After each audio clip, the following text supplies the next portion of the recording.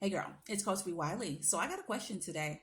How can someone break up with a sensitive person who cries easily and often in the best way possible? If you ever want to ask me a question, email me. Datingtips at coachbwiley.net. Drop me a comment, drop me a note, and put it in my DMs, and I'll be glad to address your question in a video like this. If you're dating someone, we'll put it like this.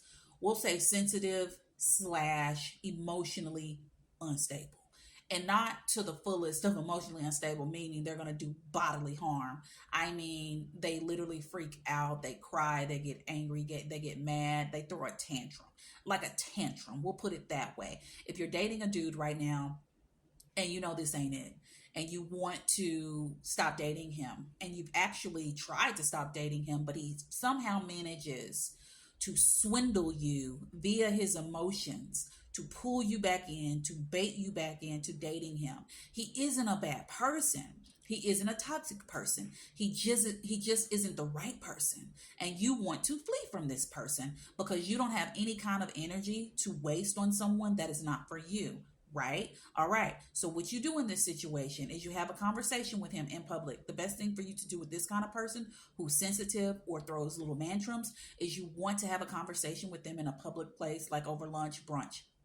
And when you're doing this, you have your baby, what do you call it? Your baby gloves on. You always want to lead with love. Y'all know I always say lead with love. I came up with that phrase, I don't know when.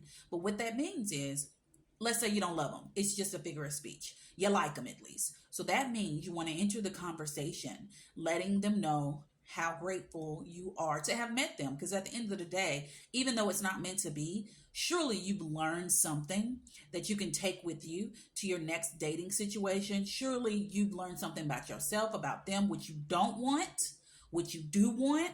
And if you haven't, then I got to question you. But that's a whole nother video. But because you're with them and you dated them for a particular amount of time, there's something that you liked about them. So we want to actually focus on that. So that's when you express gratitude on the things that you like about them as to why you dated them in the first place. Then you want to transition with the word however. However, I do believe for me, because it's about you, it's not about them, it's you. So then, because for you and what you want, what you know you need, and what you must have in a dating situation, relationship, isn't going to be any of what they bring to the table. Don't say bring to the table. And what I mean by bring to the table, what they offer, what they exude, and what they can easily give is what that means. Because that whole bring to the table, what do you bring to the table? That's off putting. It can be off putting. So don't say bring to the table. But whoever he is, how he is, great of a person as he is, you no longer see a future with him. And you can give him reasons. However, I'd keep it on you, what you're doing, where you're going, the path you're choosing, your beliefs, your morals, your standards, your boundaries, all those things, who you are mentally, spiritually, physically, because it's about you, because you're making this decision. Just focused on that. I say that because if you then try to address whatever behavior he has going on, he can then he could try to manipulate it. He could give you a guilt trip. He could then start crying or get angry or get emotional, throw a tantrum. So a way to try to avoid that to the best of your ability is to put it on you and let him know, I won't be the best version of myself in this dating scenario if I continue to go about how we've been going about. And this is about me. And I have to take a step back. And if I continue to date you, you won't be happy with me because I won't be investing 100% of me in this relationship.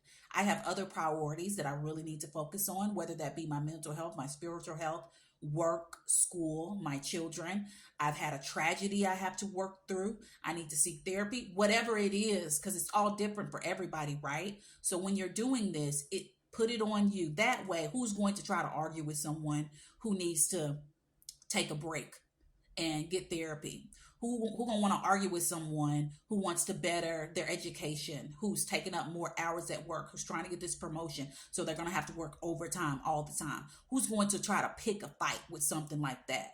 That's why I say always keep it on you so that they won't feel as though there's something wrong with them or that you're blaming them as to why you're leaving the dating scenario. So do that. Let me know how it goes. And remember, you want to do this in a public place. You want to lead with gratitude, and then you want to switch it to however, and you want to keep it all upon you. Like if it were me, I let that person know, you know what, we've been dating for about 6 months, and I really appreciate the fact that you're kind, you're considerate, you're a hardworking man, you believe in God. However, where I'm going and where I see myself going, I've had some things happen, some little shakeups in my life, as we all do, and it's just shined a light that I need to work on me. I am not ready. 100% ready, as of course no one is actually 100% ready, but I'm not more ready than not to continue dating you, because I have a lot of things to deal with when it comes to my mental health, when it comes to my physical health, and specifically when it comes to my family. I have a son that's about to go to college. I'm a single parent. I'm dealing with child support issues that I'm fighting. So I have to deal with that. And I am incapable of fully dealing with that, putting all of my energy there, and then leaving you over here and not giving you but a little bit of energy.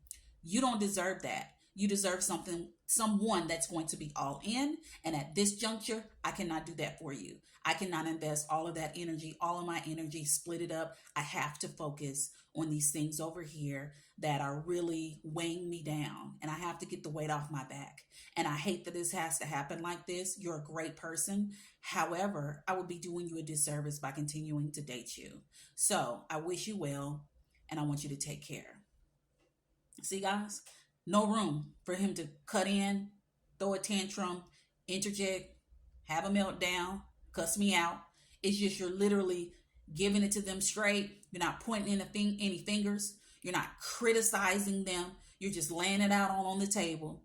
You're bringing that to the table, facts, and you're telling them to take care. And that's just the end of it. There's nothing to discuss. There's nothing to negotiate. I see you when I see you.